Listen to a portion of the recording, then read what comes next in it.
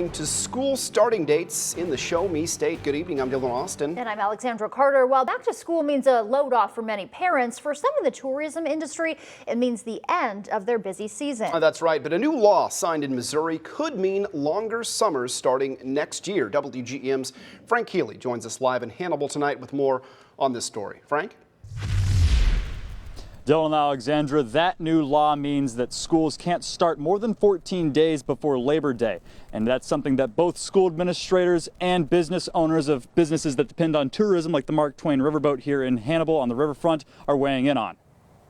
Once school gets ramped up, we all are prepared. I've done this so many years, I know what's going to come down. Mark Twain Riverboat owner Steve Terry says the end of the summer means high schoolers and college students who usually keep the boat well staffed are gone during the week. He says the new law that will keep students out of school longer into the summer could help his business. I think if they started later, it would help extend our summer, but it depends on where they're going to pick up those days. And Captain Steve says while it's still hard to tell how the new law will affect his business, school administrators say they already have a pretty good idea how it'll impact students. Next calendar year, Labor Day is on the 7th. That means we can't start school until the last week of August. And for some schools in the state of Missouri, that is 3 weeks later than what they typically start. Superintendent of Lewis County C1 Schools John French says it's a one-size-fits-all solution that just doesn't fit rural districts like his. His biggest concern, less time to prepare for things like state testing.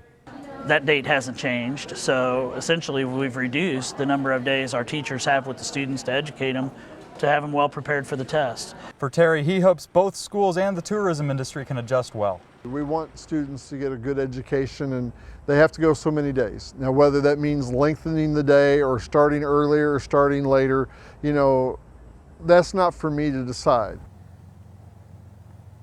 French says previously schools were required to start 10 days before Labor Day. However, they had the option to have a town hall meeting and speak with their community about whether or not that worked for them and if they should change it.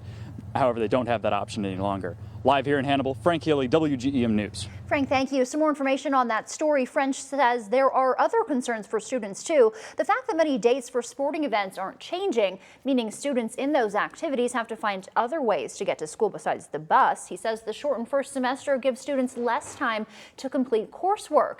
And he added that starting later in the year could increase the risk of snow days, taking up a larger percentage of the semester. New at 6.